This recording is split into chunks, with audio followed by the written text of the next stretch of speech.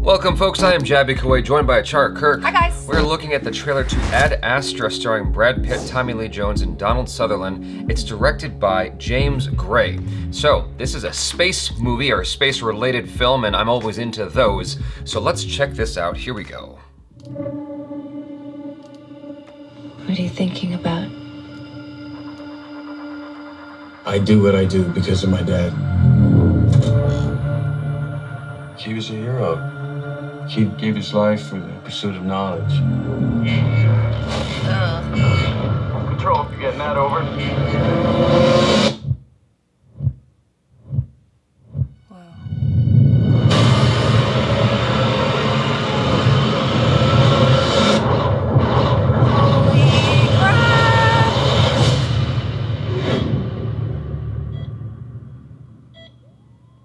It's crazy out there. There's fires everywhere and plane crashes. They're calling it the surge. Major, we have some highly classified information. What can you tell us about the Lima project? Its objective was to search for advanced extraterrestrial life. The ship disappeared approximately 16 years into the mission. And the commander was? He was my father, sir. This might come as quite a shock to you. Your father was experimenting with a highly classified material that could threaten our entire solar system. All life would be destroyed. We're counting on you to find out what's happening out there. I worry about you. I love you. Please begin your psychological evaluation. As best you can, please describe your current mental and emotional state. I'm feeling good, ready to do my job to the best of my abilities. I remain fully committed to the lawful completion of the mission. If necessary, I will destroy the project in its entirety. The Earth puts hopes in him. And now, its fate is on me.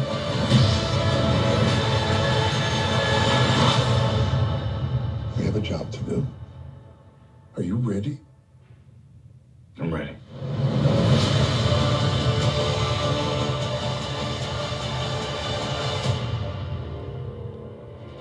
Are we sick of space movies or something? How come this doesn't have more views? How come this has only got 100,000 views as of this recording? This is crazy to me. This is like, it looks like such a cool movie. Yeah, it looks so cool. Yeah. And they got Liv Tyler.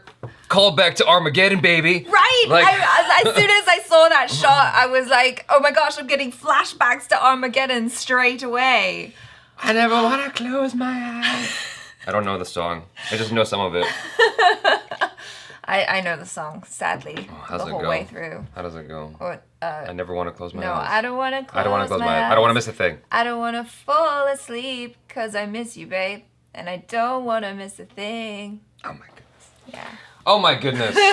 This looks so cool. It really does. I was getting goosebumps all the way through because, like, that's just so thrilling. Right from the start, that shot of him up that thing, way high up in the sky. It's like up in space or just at the edge of the stratosphere. Yeah. But like, because I get extreme vertigo and I'm really afraid of heights, and I'm just watching that and just feeling that nervousness build and then watching him fall. Right. I nearly lost it. Like, Right.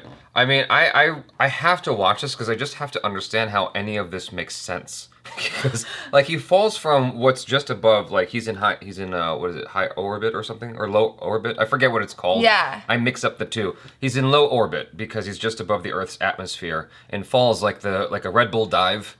You know, the Red Bull skydive, if you guys have seen that video. And somehow I guess he pulls his parachute once he's in the atmosphere. How does he not burn up? I don't know, I'm very curious about this. Because, like, the next thing you see him in the bed with his wife, and, Right. and like, Not a scratch. Right. How did that happen? I'm fairly certain there's an explanation once you watch the movie. I'm really curious about this. Just the fact that they're doing a space movie and they're like trying to explore. It doesn't feel like it's going super far out of what's possible in our own reality. Like it's not in the far distant future. Right. It feels like this is probably within proximity of the next 10 years potentially. And so that's a cool thing to me is that it's not far out there and it's not ridiculous like Armageddon ridiculous, you know, and we don't know that yet. Well, we don't know that yet, but still, it's a drama about, you know, just the very near future of space travel, so to speak. But there's like lots of undertones going on as well. Like there's this suggestion of maybe extraterrestrial stuff, and then there's that connection with his dad. Like I'm wondering, did something happen to his dad? His dad's really still out there, and maybe there's like some alien stuff going on, but it's all really subtle under the surface, and that's just so interesting to me. Right. This almost feels like, you know, it could go in the same family or library of films as Contact. Have you seen Contact? It's a long time ago. Jodie Foster film. It was written by Carl Sagan, and it's a very interesting drama about contact with alien life. And they didn't really touch too hard upon that here. They mentioned that the whole purpose of the mission was to find alien life.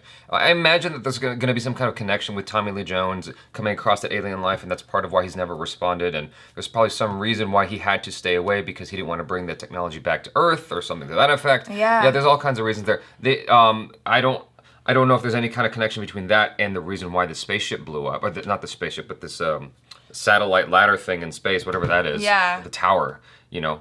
It's almost like this symbolism of, what's it called, Babylon? Yeah, where you're building the tower too high and, and then it just all falls down. Exactly. God smite thee, Yes. who try too hard to reach the sky. Yeah, I'm I'm really into the story. I like that Brad Pitt's doing this. Also, he's producing this because it's Plan B. Yeah, and Brad Pitt recently, it seems like everything that he produces with his production company is something that's really interesting or different. And I think it's awesome that he's in a position to be able to pick and choose projects that he's clearly intrigued by and passionate about, you know?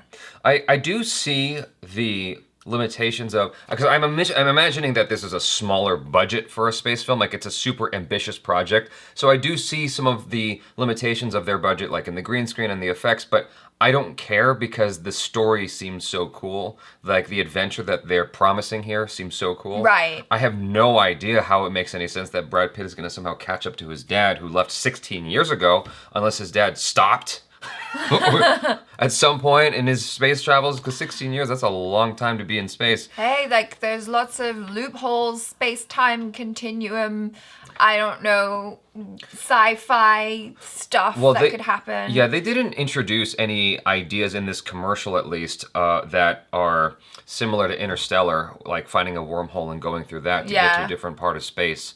But it would be cool if they explored that. Like, this just excites me because I love the idea of space travel, especially like within close proximity to our current time. There's a video we just put out a reaction to called NASA We Are Going or something like that. And it's about how we're going to colonize the moon. And so, in that video, there's a link in the description from Kurzagat, whatever it's called. Where they go into detail about colonizing the moon. So all that stuff is really exciting to me. I'm super like curious about. And seeing it visually realized is the cooler thing, because only when it's in a Hollywood film can you really get the full scope of the possibilities. Like Kip Thorne, is that the name of the astrophysicist who helped out on Interstellar? Like, he got to see something that he'd been studying his whole life. He got to see what a wormhole looked like for the first time in IMAX when he was working on Interstellar. Can you imagine? Yeah. Like, just being able to see it with the power of a Hollywood budget. Yeah. You know what I'm saying? No, it's so cool. And that's one of the cool things about watching sci-fi or space or whatever type of stuff on the big screen, because it kind of does take those ideas of what we think might happen in the future and translate them onto the big screen. And then sometimes they end up happening like how they were in the movies. It's this really cool crossover. Well, what you're saying, actually, there's a lot of truth to that. I mean, it doesn't mean, it's not that it could end up happening. That's often what happens. Yeah. It's like, so there are scientists who see these movies, they're like, oh, yeah, we could do that. And then they go for it. And so, yeah. you know. No, it's awesome what, like, the connection between the human imagination and science can achieve. Right. You guys, thanks so much for hanging out with us. I want to hear your thoughts in the comments below, especially if you're fans of space travel, the possibilities of space travel, Elon Musk, Kip Thorne, Interstellar, Brad Pitt, Plan B, all those things. Plan B is the name of his production company. Yes, so, not the morning other thing. after pill. Yeah, exactly. That's probably what inspired it. Anyway, you guys, thanks so much for hanging out. Check out ACHARA KIRK and Jabs on the social media. Jabs is my silly way of referring to myself. On the Instagram and Twitters and all that stuff. Subscribe if you haven't already. Check out our other reactions, reviews, short films, and vlogs. I'm Jaby Koay. This is ACHARA KIRK. Peace out.